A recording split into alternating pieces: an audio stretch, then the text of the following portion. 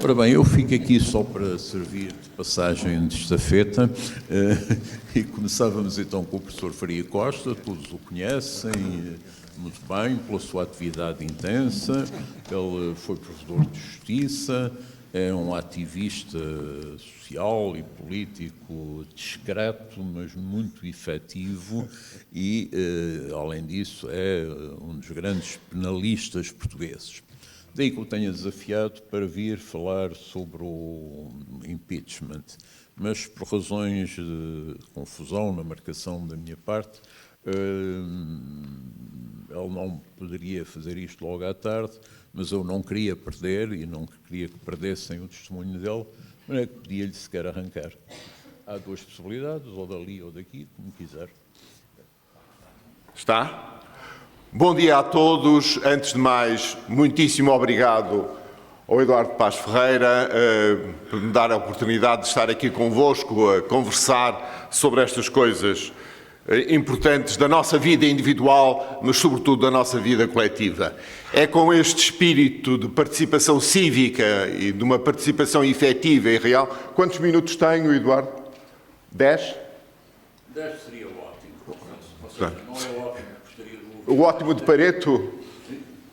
Está bem, ótimo. Muito bem. Irei, portanto, ser organizado para falar só sobre em 10 minutos. Verdadeiramente, o que eu vos quero trazer aqui é uma ideia muito simples. É uma ideia muito simples que parte, primeiro, de um horizonte com o qual nós, muitas vezes, nos retraímos. Isto é, nós não nos devemos retrair perante a buçalidade, o populismo e a xenofobia, porque essa buçalidade, esse populismo e essa xenofobia, o que pretende é que simplifiquemos e hipersimplifiquemos. E eu, com toda a sinceridade, não venho simplificar, venho complicar. Porquê? Porque justamente o que certo pensamento ideológico quer é uma hipersimplificação para que se faça tudo através do preto e do branco.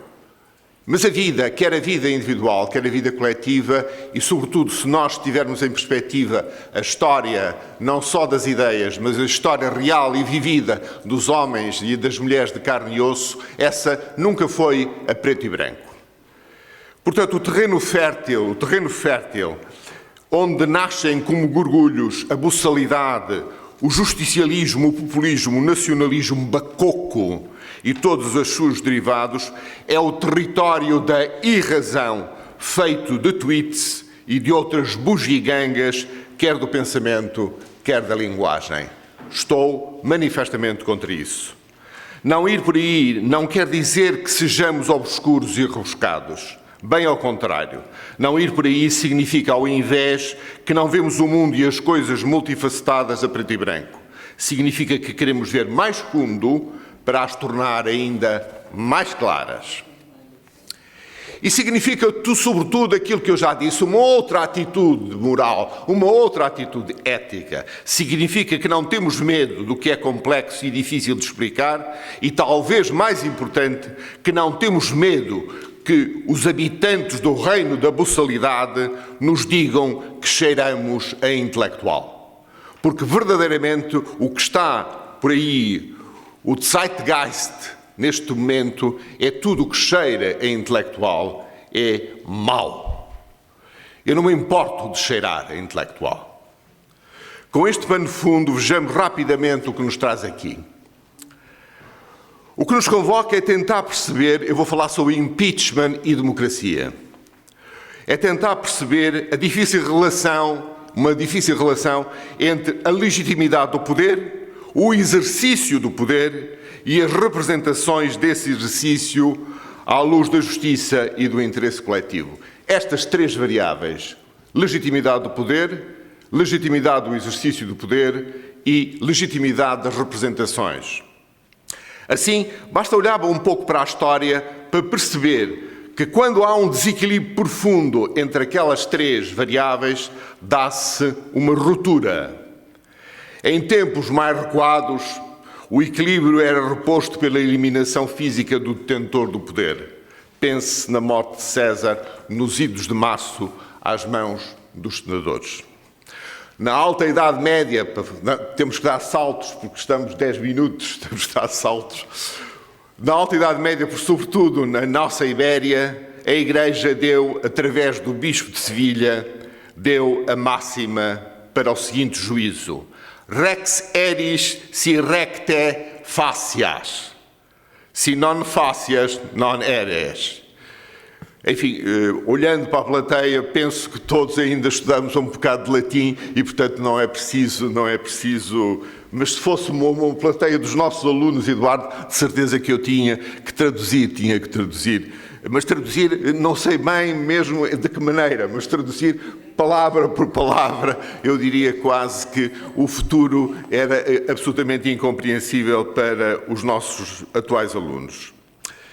Mas este Bispo de Sevilha esqueceu-se, deu o juízo, mas esqueceu-se de uma coisa, de dar o modo de aplicação. Como é que vamos aplicar? O que é recte facias? Enfim, não me posso alongar sobre isso. O que levou mais tarde, no pensamento que sustentou a monarquia, e agora entramos aqui no ponto nevrálgico da minha intervenção, que sustentou as monarquias absolutas, o princípio da completeza entre legitimidade, exercício e representação. E qual é esse princípio da total completeza entre estas três legitimidades? The king can do no wrong. The king can do no wrong. Aqui chegamos, por conseguinte, ao punctum crucis da nossa intervenção, pequeníssima intervenção.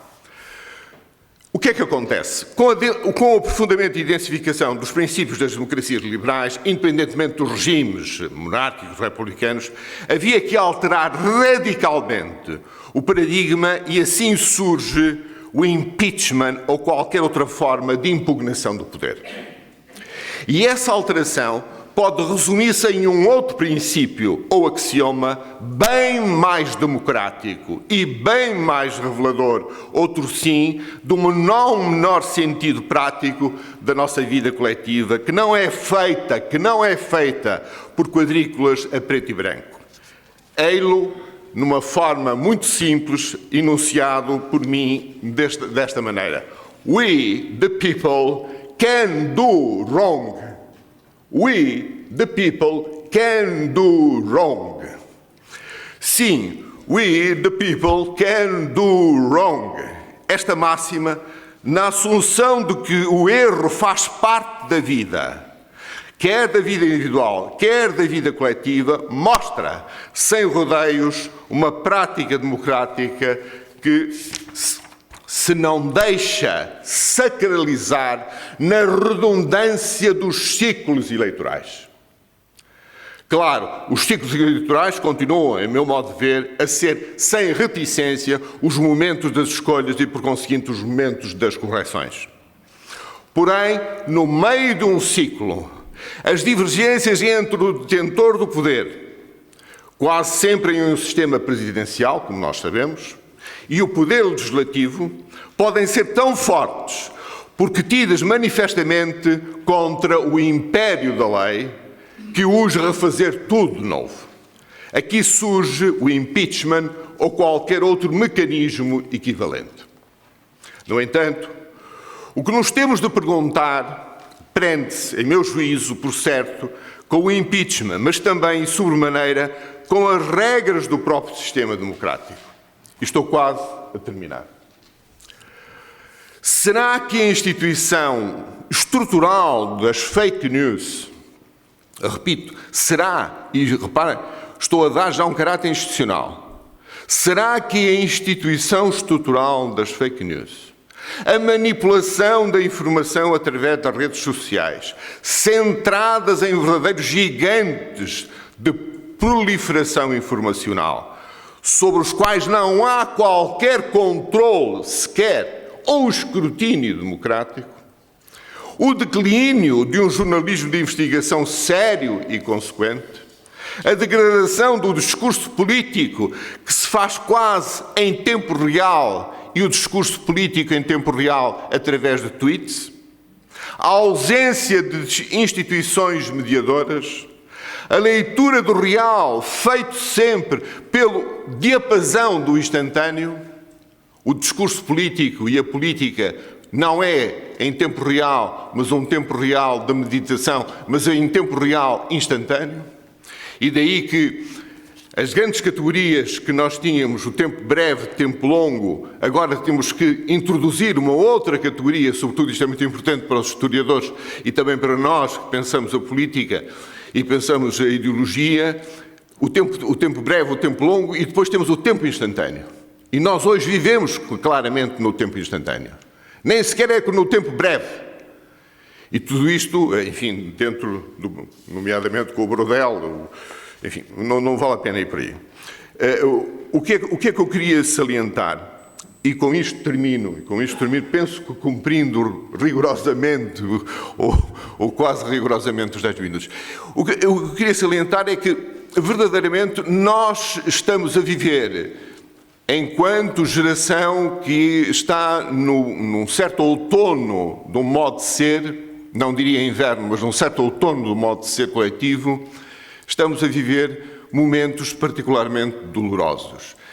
E esses momentos passam por nós termos a coragem intelectual de podermos ir mais longe e poder desafiar a duração dos ciclos eleitorais. Uma das possibilidades que eu vejo para um certo remoçamento da democracia tal como eu a entendo, é haver uma alteração substancial da duração dos ciclos eleitorais. E, sobretudo, porque é justamente na possibilidade da duplicação dos ciclos eleitorais, da chamada reeleição, que verdadeiramente começam a criar-se as grandes distorções de hoje e do pensamento que hoje todos nós trazemos. A efervescência, a febrilhação, a ebulição do pensamento não se coaduna com ciclos eleitorais de 4 anos.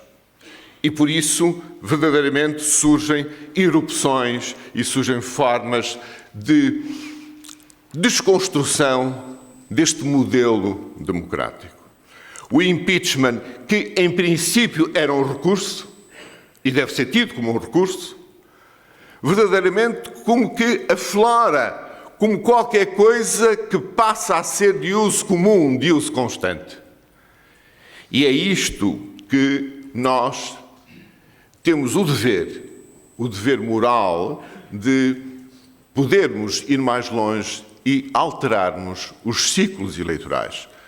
Os ciclos eleitorais, seja dos órgãos colegiais, seja dos órgãos unipessoais. E, sobretudo, dos órgãos unipessoais. E, sobretudo, afastarmos de todo em todo a ideia das reeleições. A ideia, tenho para mim, das reeleições nos órgãos individuais é claramente qualquer coisa que vai contra o espírito do tempo. E o espírito do tempo mostra que ou estamos atentos ou perdemos a batalha da democracia. Obrigado.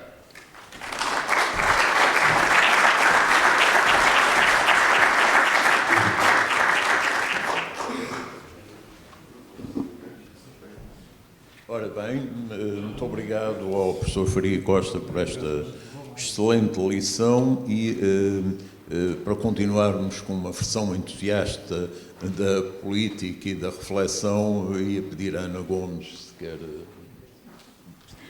Obrigada. Muito obrigada também pelo convite para virmos debater este tema que tem realmente a maior importância, não apenas para os Estados Unidos, mas de facto para toda a humanidade. E já estamos em plena campanha eleitoral, com já vários debates havidos entre os candidatos para selecionar os candidatos do Partido Democrático. Em breve, no próximo mês, vamos para os caucuses do Iowa e do New Hampshire, que são considerados normalmente significativos e indicativos do que vai ser a escolha de cada um dos dois partidos nesta fase das primárias. quando chegarmos às convenções em julho do Partido Democrático e em agosto do Partido Republicano, já sabemos quem são os candidatos de um lado e do outro. E certamente, não há dúvida nenhuma, por parte do Partido Republicano será Trump. Ele secou tudo à roda e o Partido Republicano miseravelmente deixou-se secar. A questão que resta é, de facto, quem será o candidato do Partido Democrático. Antes de mais, convém sublinhar que, como já se viu no ano 2000 e em 2016, o sistema eleitoral americano está tão obsoleto que é perfeitamente possível que um candidato que ganhe o voto popular, não ganhe o voto dos eleitores do colégio eleitoral que determina, será 3 de novembro este ano, quem é que vai ser o presidente. E isto é muito importante. E eu, como diplomata portuguesa e como deputado do Parlamento Europeu, tive toda a vida a interagir com a diplomacia americana, muito empenhada nos processos eleitorais de todo o mundo, na observação eleitoral, etc. E é absolutamente paradoxal que os próprios Estados Unidos tenham um sistema eleitoral que permite este tipo de aberração, que o voto popular não corresponda ao voto do colégio eleitoral que determina quem é o presidente. A grande questão, do meu ponto de vista, vai ser quem é o candidato democrata. E eu acho que isso pode fazer toda a diferença. E se os democratas optarem por um candidato dito moderado, mas que no fundo representa aquilo que no fundo é o mesmo que Trump, as mesmas forças, designadamente económicas, que Trump representa, mas digamos que uma versão mais civilizada, a de candidatos democráticos, como será o caso de Biden e de Buttigieg, no fundo é o lobby financeiro. Eu tive a sorte de ir a todas as convenções democráticas desde 2004, Boston, a primeira em que se conheceu que havia um senhor chamado Obama, que tinha grande potencial. 2008, quando Obama era já o candidato em Charlotte, 2012 em Denver e a última com a Hillary em Filadélfia, em 2016. E sempre me chocou, nas convenções do Partido Democrático, o arraial obsceno do setor financeiro de apoio ao candidato democrático. É mesmo, no republicano é a mesma coisa, ainda em versão mais hard. É esta uma das razões, porque, de facto, é uma das razões, não é a única, porque há uma desconfiança em relação a candidatos que representam, de facto, o setor financeiro. E não tenhamos dúvidas, o lobby financeiro está ativíssimo por trás de um e de alguns candidatos, mas claramente a apostar no Trump. Há um artigo de Robert Reich, que foi secretário das Finanças de Clinton, do trabalho de Clinton, que há uns meses atrás, que chama a atenção justamente para como o JP Morgan e todos os... Wall Street, tu é qualquer coisa como... Porque é que o Wall Street está ativamente a bancar a reeleição de Trump e dá duas principais razões. Por um lado, as reduções brutais, obscenas, de impostos que ele tem determinado, e, por outro lado, obviamente, a fúria desregulatória neoliberal, contrária até paradoxal em relação ao tipo de discurso que ele tem para com os cidadãos que o apoiam, sugerindo até no plano internacional, uma defesa de proteccionismo, etc., mas, de facto, um elã desregulatório furioso, é isso que claramente leva o setor económico e financeiro, Wall Street, a apostar todas as fichas no Trump, embora possa deixar umas just in case para o Biden. Quem é que aqui faz a diferença? Não é Bernie Sanders, já se viu, pode ter ideias e propostas importantíssimas e corresponder a um segmento da oposição que, aliás, se tem vindo a radicalizar, quer dizer, a palavra socialismo era um F-word nos Estados Unidos há uns anos e hoje não é, em boa parte graças ao que Bernie Sanders tem vindo a dizer, mas também Elizabeth Warren, e eu penso que Elizabeth Warren pode ser, de facto, devia ser, do meu ponto de vista, a aposta para o Partido Democrático ter, de facto, uma alternativa credível a Trump. Não só por ser mulher, é importante, mas muito mais importante, do meu ponto de vista, por ser mulher, capaz, competente, mas por ser justamente uma especialista em literacia financeira, professora de Harvard, que se distinguiu durante a crise de 2008 a explicar à opinião pública americana as trafolhices, a criminalidade no setor económico e financeiro. E é isto que pode fazer, em absoluto, a diferença. E dar credibilidade a políticas alternativas, mas, antes de mais, fazer ganhar a presidência por alguém que retire lá a oportunidade, como dizia o seu professor Faria Costa, que Trump representa. E eu espero, nesse aspecto, que as mulheres façam a diferença. Acho que é bastante significativo hoje, por todos os Estados Unidos, mais do que nunca, as mulheres estarem a movimentar-se, estarem a organizar-se, estarem a manifestar-se.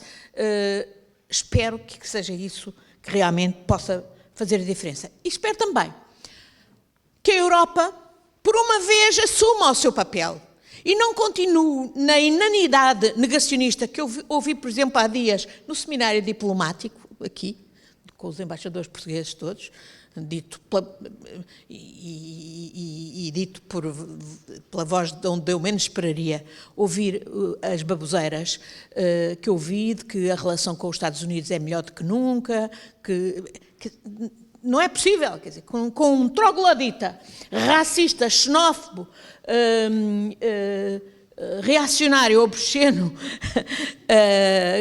na presidência dos Estados Unidos, não é possível. Nenhum governo que se respeite e que respeite os cidadãos do seu país ou nacionais dizer que as relações são o melhor do mundo, estão na melhor fase do mundo. Não é possível.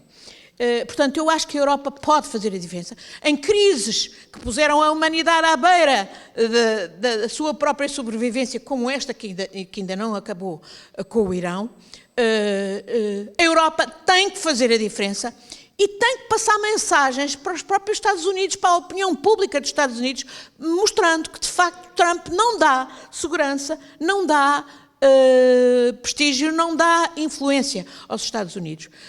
Neste contexto, o impeachment, portanto, o processo de destituição, todos os analistas não prevêem que o processo de destituição possa ser absolutamente decisivo para determinar o resultado eleitoral, mas pode certamente contribuir decisivamente para abrir os olhos de muitos americanos de que, de facto, isto não pode continuar. E é aí que a Europa também podia fazer a diferença.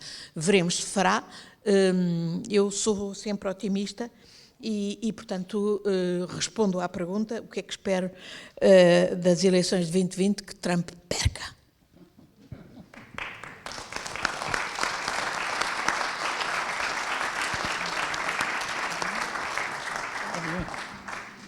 Bom, sou o próximo, é isso?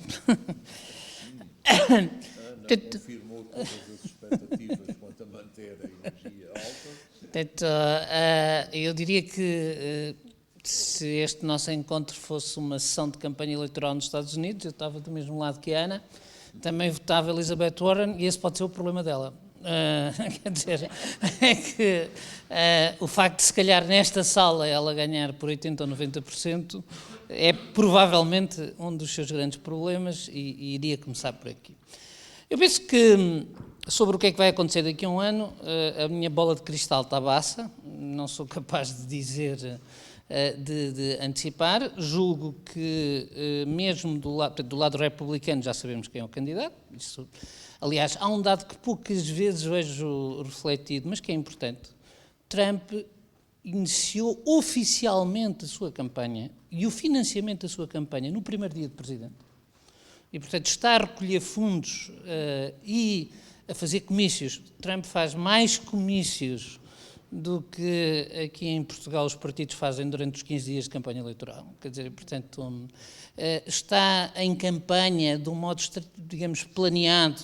Portanto, há coisas que se vê nos jornais, mas que têm um significado, como, por exemplo, esta mudança de Nova Iorque para a Flórida, que será um estado determinante.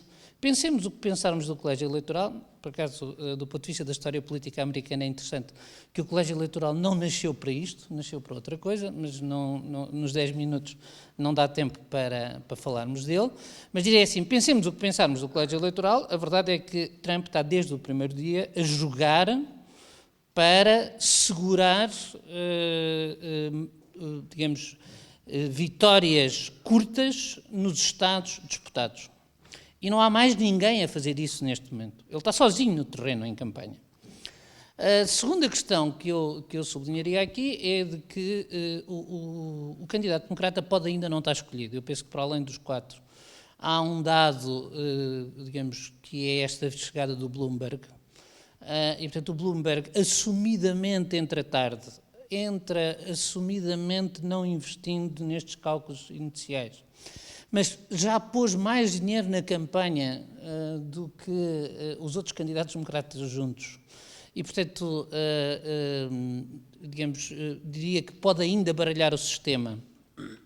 E isto leva-me ao meu terceiro ponto, que coincide parcialmente com o da Ana, mas que tem uma pequena nuance. E, portanto, eu diria que nós não podemos olhar para as eleições americanas como se fossem assim umas grandes eleições portuguesas, isto é.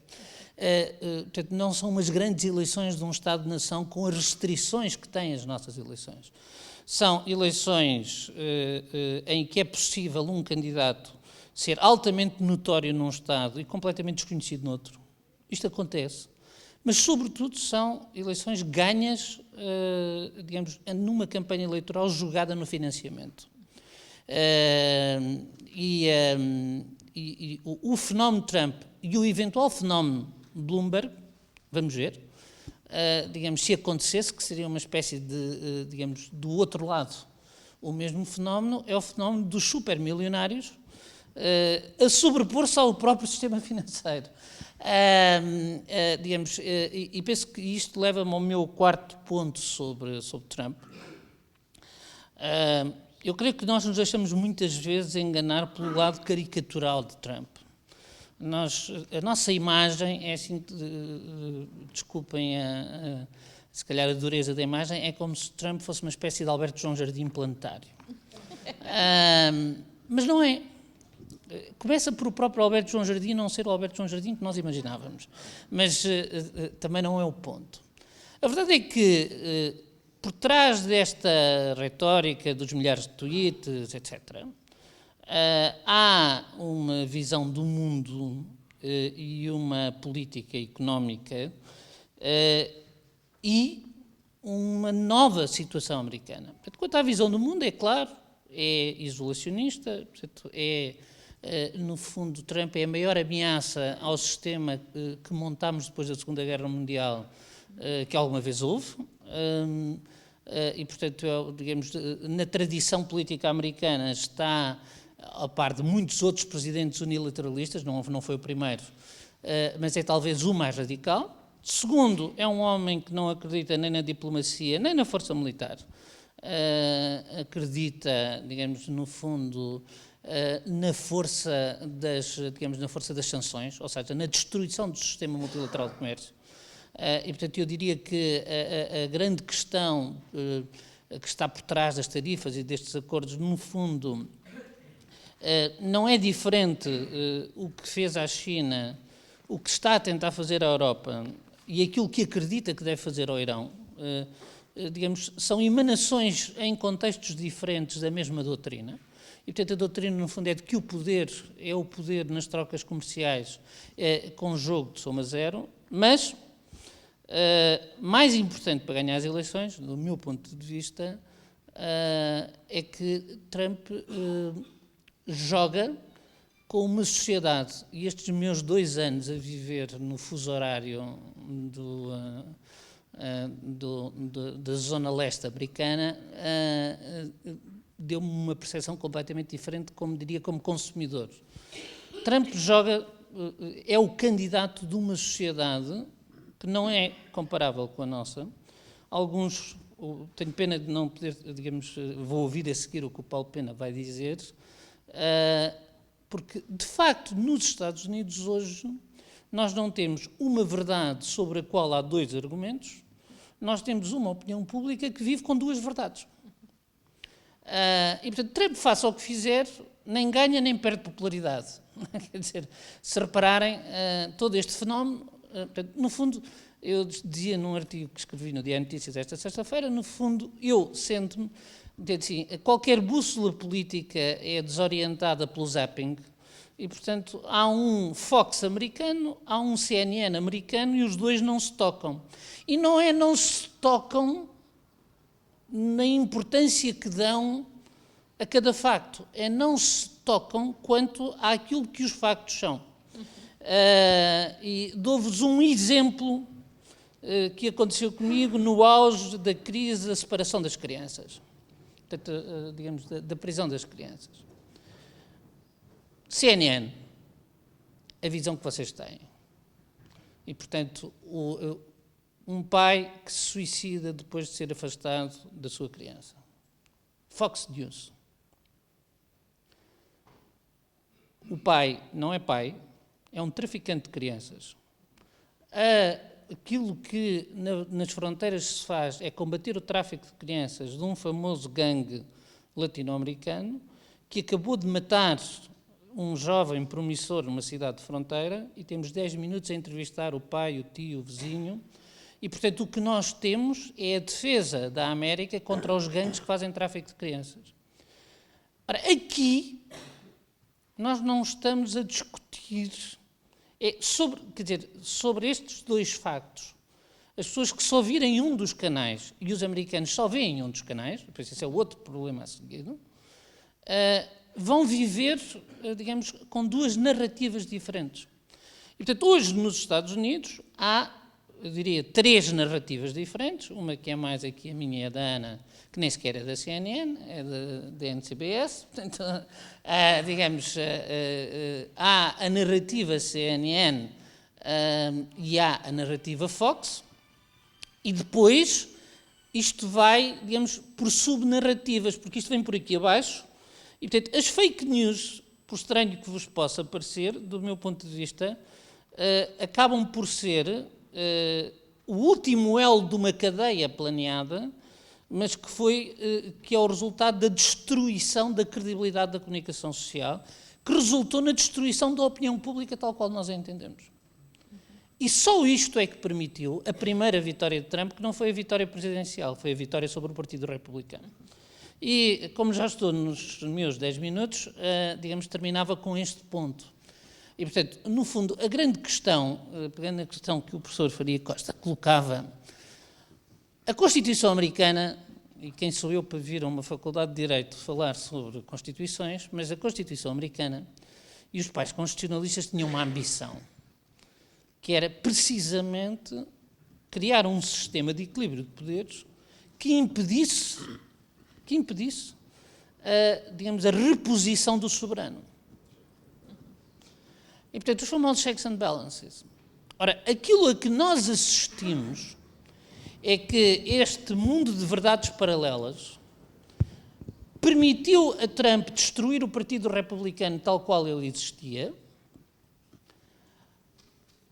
transformou o Partido Democrático num partido mais europeu, chamemos assim. Portanto, um partido mais ideológico, que no caso americano é muito mais um partido de federação de minorias étnicas, mas também um partido muito urbano, muito intelectual e incapaz de comunicar com uma parte do seu eleitorado tradicional.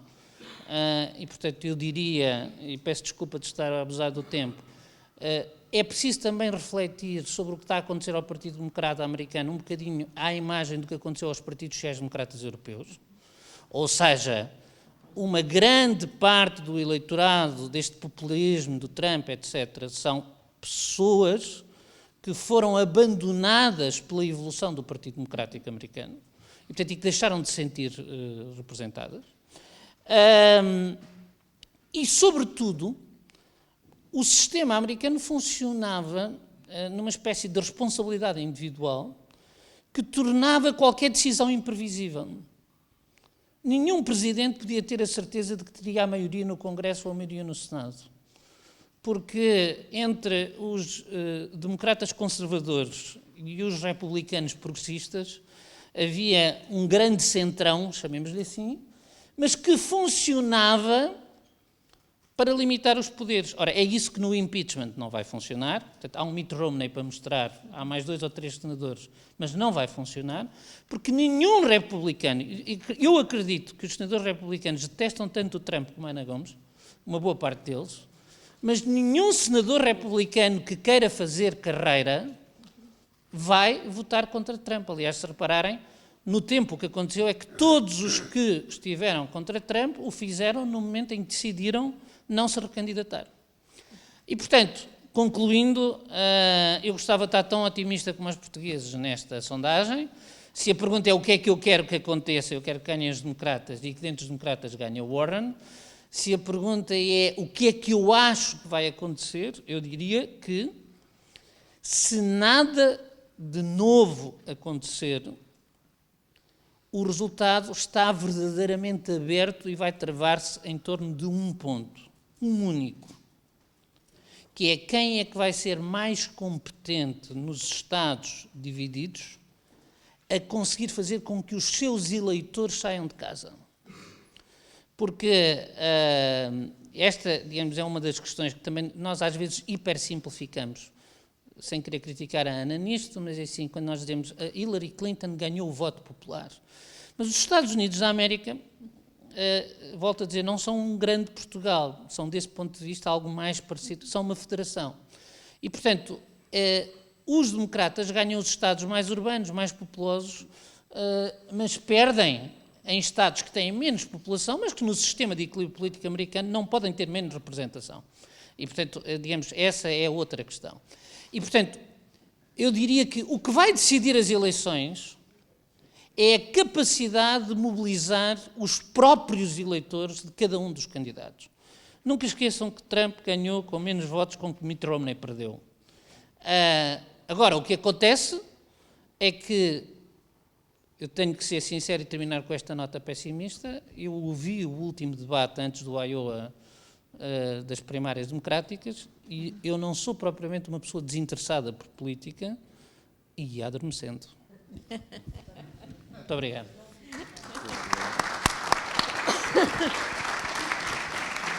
Muito obrigado ao Paulo Pedroso por esta excelente intervenção. Ele tem um conhecimento muito atualizado, dado que acaba de voltar dos Estados Unidos, como sabem, enfim, ia passar ao António Pedro Vasconcelos, que é sempre um homem de causas e grande curiosidade em ouvi-lo.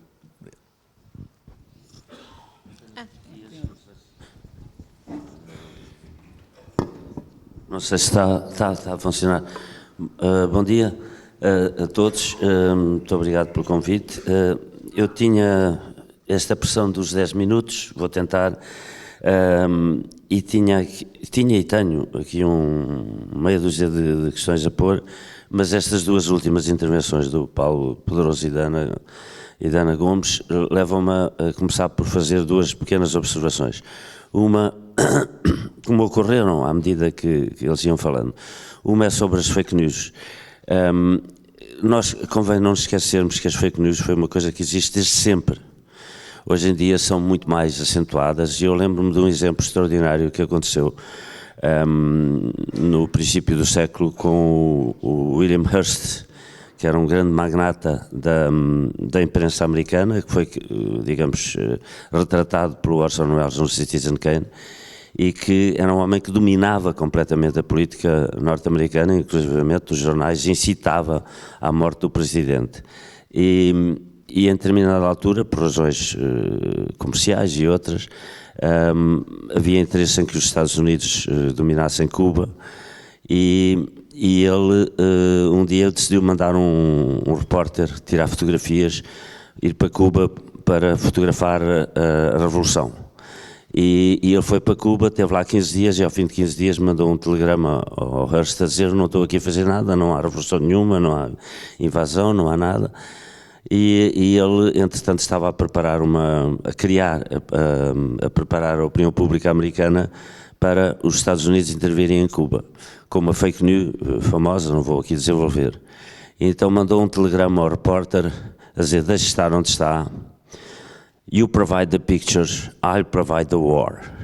Ok? E assim o fez.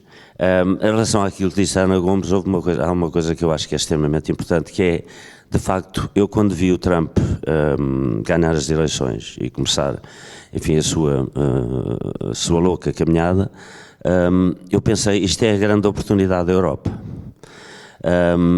E apesar de gostar que tivesse sido, o meu ceticismo era total e provou-se. Ou seja, a Europa, infelizmente a Europa hoje não tem a capacidade de ser uma força alternativa, sobretudo no bloco, digamos assim, civilizacional que é o bloco do europeu e dos Estados Unidos, sobretudo, que são os grandes defensores da democracia. Porque a Europa ficou a meio caminho. A Europa, com a queda da cortina de ferro, teve que sacrificar o aprofundamento ao alargamento. E o alargamento, ainda por cima, acentuou divergências enormes entre tantos países, entre o Norte e o Sul, entre o Oeste e o Leste. É muito diferente gerir esta Europa, muito difícil. Por outro lado, houve um fenómeno que acontece ciclicamente, é que os grandes líderes europeus que criaram a Europa eram homens que tinham tido a experiência da guerra e que sabiam o que era o preço da paz, da democracia e da liberdade. Os políticos que vieram a seguir já não têm essa experiência. Por outro lado, hoje em dia os jovens vivem confortavelmente na Europa. Tem o Erasmo, por exemplo, mas não têm noção nenhuma do que seja a Europa. Perguntem a um jovem o que é, por exemplo, quantas estrelas tem a bandeira europeia. Eu desafio-vos, não há um que saiba, e muito menos que saiba porquê, porque é que são 12. E não sabe o que é a Comissão, o que é o Conselho e o que é o Parlamento, não sabem muito bem. E digo mesmo, se perguntarem quem era o Erasmo, não sabem. E isto é grave, porque não é a ignorância, é a ignorância da ignorância. Eles não sabem que não sabem. E isto, de facto, este mundo está preparado para ser vulnerável a todo e qualquer populismo. Por outro lado, e isto tem a ver também com a perda da memória, tem a ver com a história. E eu gostaria de citar aqui 2 ou 3 autores. Eu não sou politólogo nem futurólogo, portanto não vou agora, enfim, entrar, até porque aquilo que já ouvi é suficiente para mim, até aprendi relativamente àquilo que possam ser os vaticínios sobre a recondução do Trump, mas eu gostava de ler-vos aqui 2 ou 3 frases. Uma diz assim: quando Roma se libertou do mundo de Cartago, e do medo de Cartago, e viu afastada a sua rival, o caminho da virtude foi sendo substituído pelo da corrupção, não gradualmente, mas de forma rápida. A antiga disciplina foi abandonada, a cidadania passou da vigília ao sono, das armas aos prazeres, da atividade ao ócio. Isto foi escrito por um historiador romano pouco conhecido, do início do século I a.C., Velleio Paterculo. E gostava de vos citar, bom, o que aconteceu de facto foi que Roma passou a dominar o comércio com a vitória sobre Cartago, o comércio em todo o Mediterrâneo. criou-se uma nova classe de homens novos, cavalheiros, comerciantes, e os plebeus e os patrícios começaram a ficar falidos. Aumentaram os escravos, e o que fez com que o desemprego da plebe aumentou.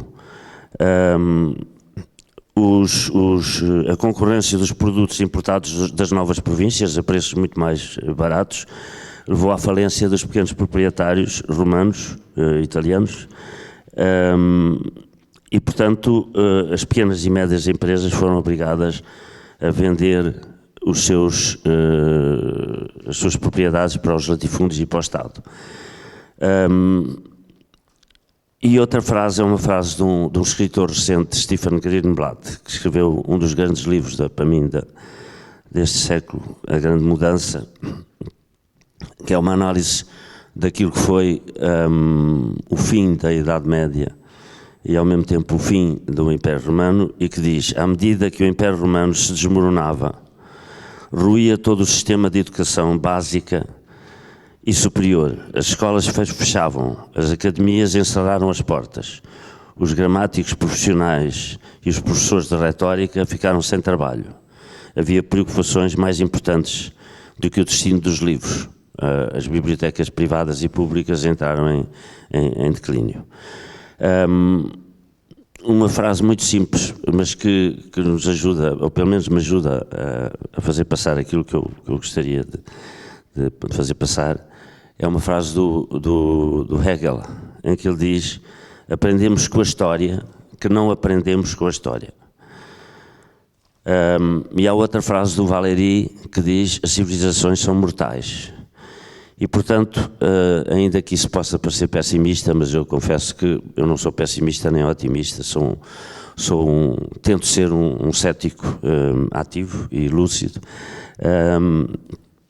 mas, de facto, é verdade que a história ensina, e não é só como dizia o Marx, a história repete-se.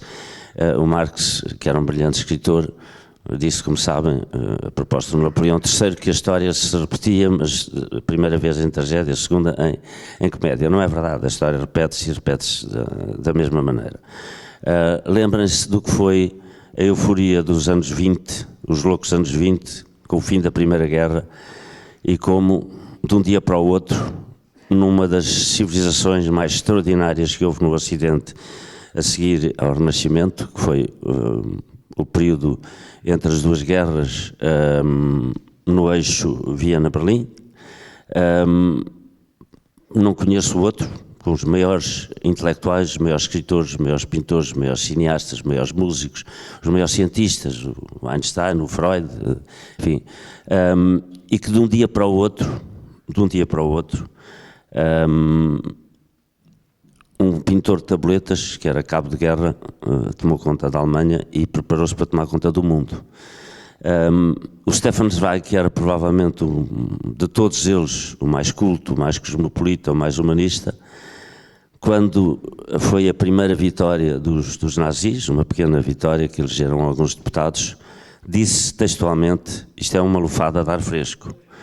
E houve um único homem, não direi, houve outros, houve um homem extraordinário chamado Konrad Heiden, que escreveu um livro sobre o Hitler, antes, portanto, em 1936, para ver exatamente o que é que ia acontecer, mas há um grande intelectual, que é o filho do Thomas Mann, o Klaus Mann, que desde o princípio andou a alertar para o que vinha aí.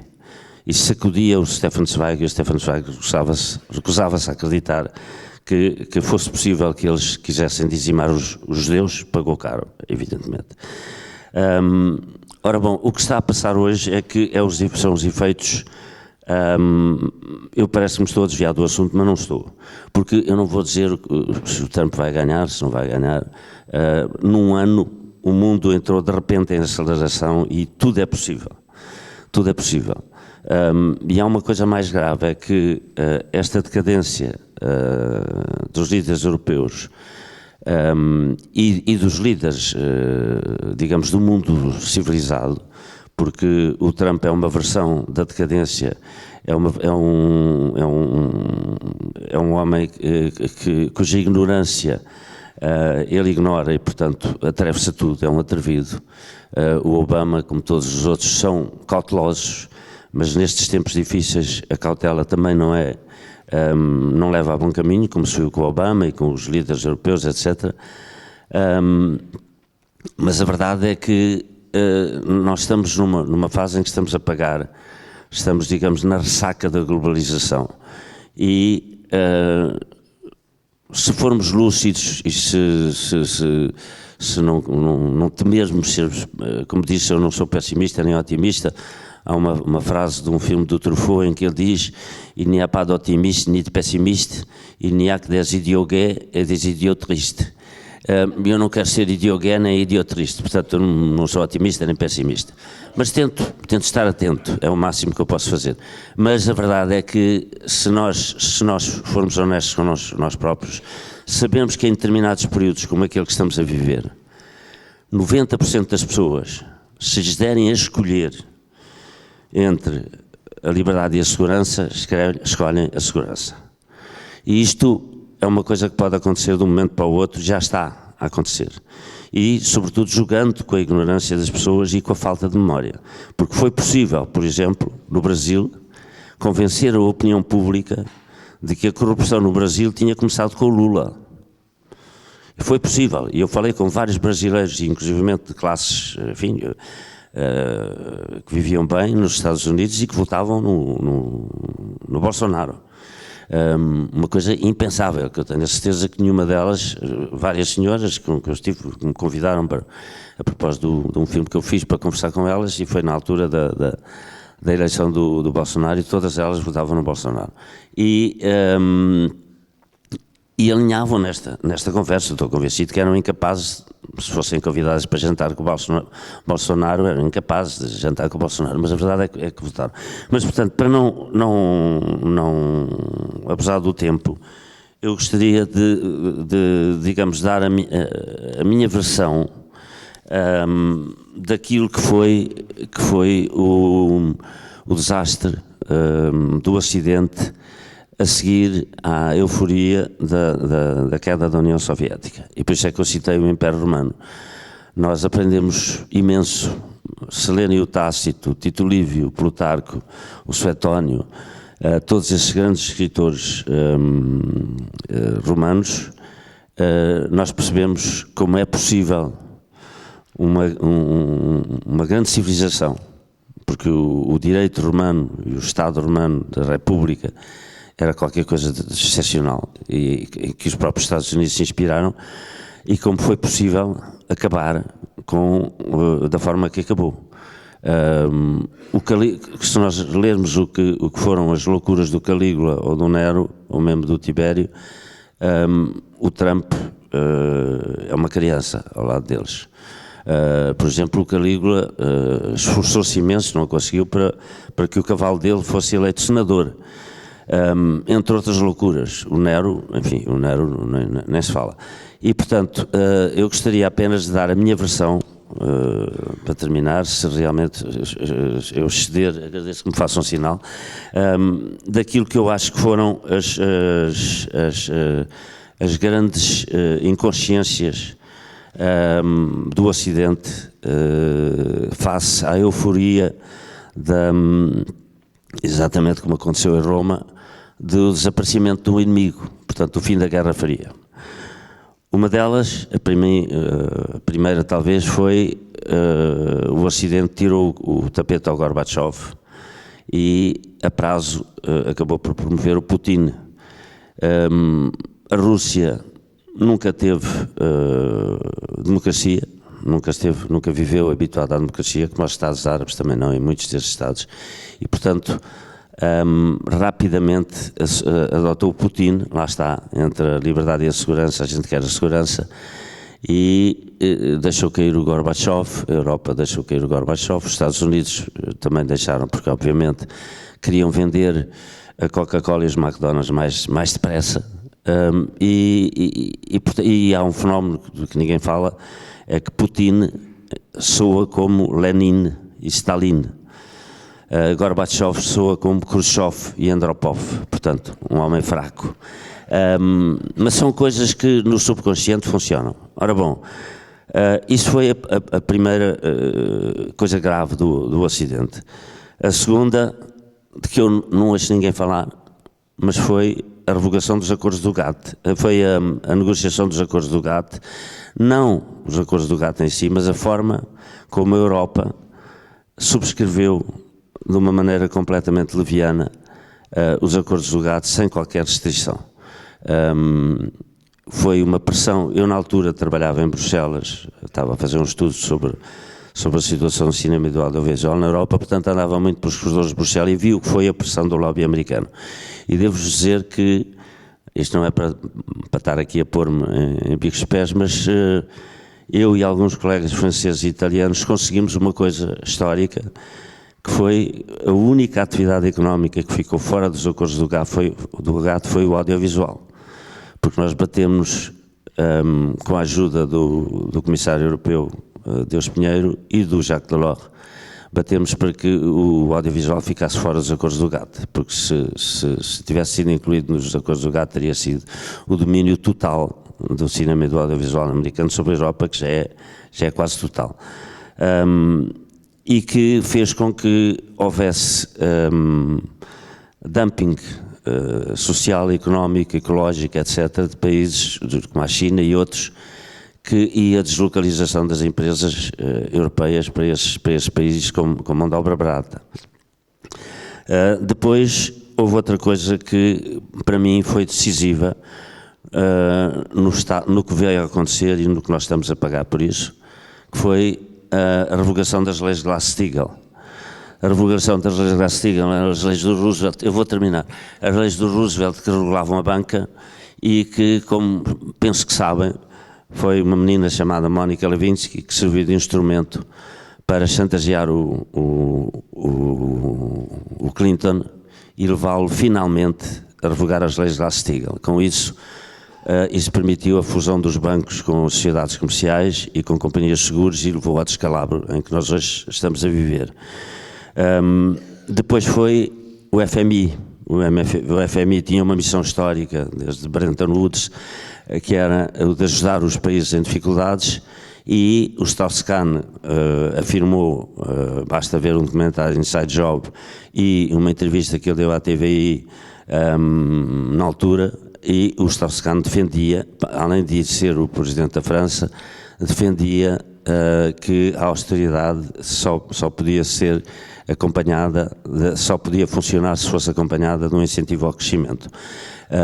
Obviamente que arranjaram maneira, sabiam que ele era um pouco tarado sexual e, portanto, arranjaram maneira de o tirar. Eu vou terminar, não vou dar-vos as datas, mas se forem ao Google vejam que as datas coincidem, no caso do Clinton, 1 mês e meio, entre a retirada do impeachment e a assinatura da revogação das leis de Glass-Steagall, no caso do Strauss-Kahn e da entrada em Portugal do FMI e da austeridade, que serviu para vender as nossas empresas públicas ao desbarato, há 1 mês de diferença. E, portanto, vou terminar só com 2 ou 3 frases muito simples que me inspiram. Uma delas é a do Bukowski, que disse: o problema hoje é que as pessoas inteligentes estão cheias de dúvidas e os idiotas estão cheios de certezas. A outra é do André Gide, que dizia: eu gosto das pessoas que procuram a verdade, mas desconfio daqueles que julgam que a encontraram. Muito obrigado.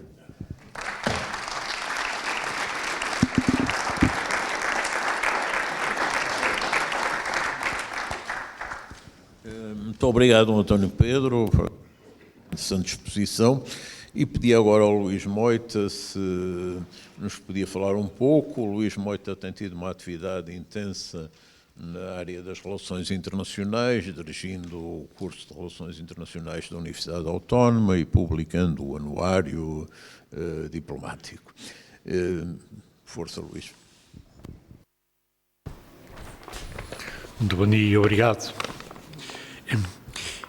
Eu vou explorar, enfim, com a simplicidade possível, um tópico aqui deixado pelo Paulo Pedroso, que se reporta ao desmantelamento sistemático das estruturas da comunidade internacional. Num tempo em que muitas das nossas sociedades vivem perante um dilema entre o nacionalismo e o cosmopolitismo, está manifesto que o Trump se coloca dramaticamente no campo do nacionalismo estreito, a destruir, digamos, o cosmopolitismo. Eu tenho a sensação que não vos vou dizer nada de novo, mas o apontamento que eu vos trago vale pelo inventário que estabelece daquilo que é corrente na nossa percepção. É certo que há alguns antecedentes na história americana, não vale a pena falar da recusa de integrar a Sociedade das Nações logo no fim da Primeira Guerra Mundial, como de resto há uma recusa mais recente e também particularmente significativa, que é a rejeição de os Estados Unidos integrarem o Tribunal Penal Internacional, que foi assinado pelo Clinton e depois recusado pelo George W. Bush. Logo que o Trump chegou ao poder, alterou regras do jogo que estavam em curso na comunidade internacional relativamente às grandes negociações comerciais.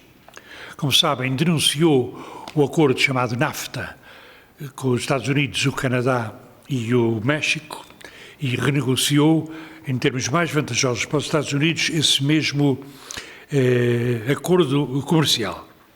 E denunciou e saiu os Estados Unidos da parceria Transpacífico, que era também uma multilateral negociação no âmbito dos Estados do Pacífico. O ano de 2017 foi particularmente fecundo em medidas drásticas neste terreno.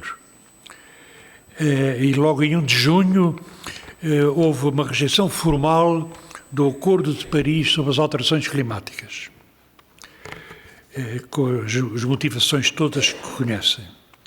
Nesse mesmo ano, os Estados Unidos delibera sair da Unesco, invocando que a Unesco favorece a causa palestina.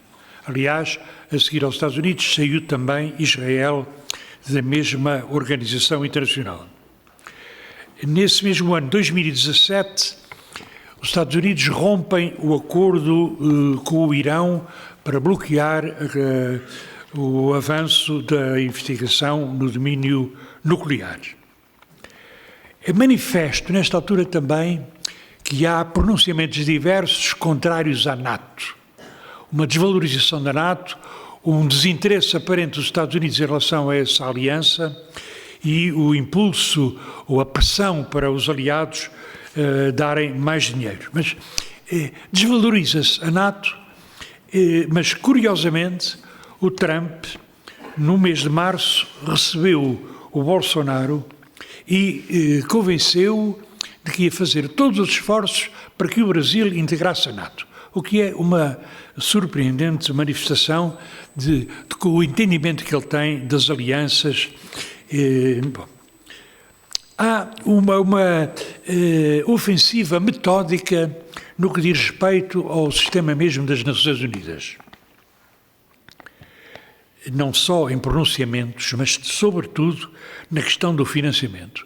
Os Estados Unidos reduziram drasticamente o financiamento para o fundo da população das Nações Unidas, cortaram simplesmente os subsídios que davam, o financiamento que atribuíam à Agência de Assistência aos Palestinos no Médio Oriente, reduziram drasticamente, da mesma maneira, os fundos que atribuíam ao Fundo Climático das Nações Unidas e ao orçamento das missões de paz.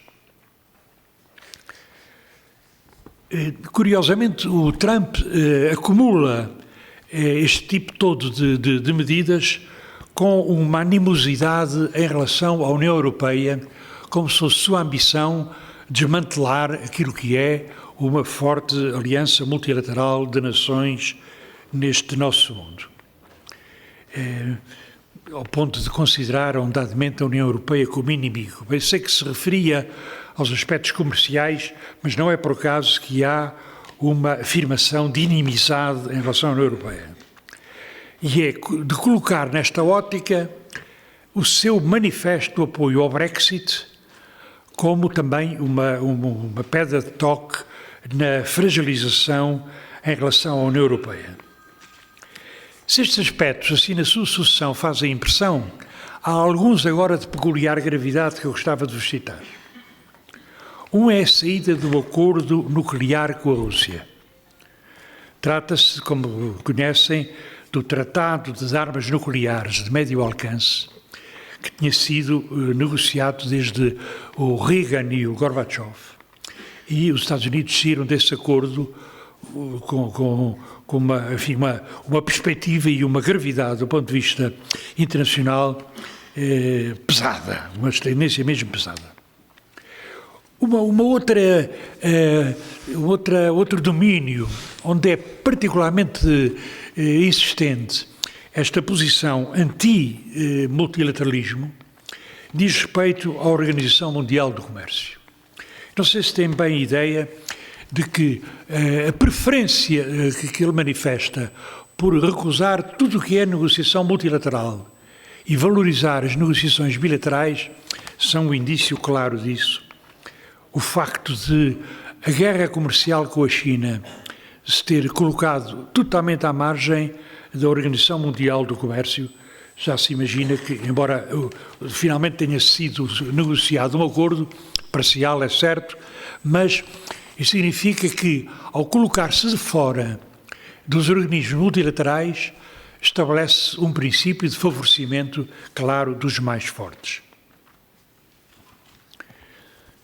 Numa Assembleia Geral das Nações Unidas, o Trump rejeitou o globalismo e defendeu o patriotismo, como se houvesse oposição nestas coisas.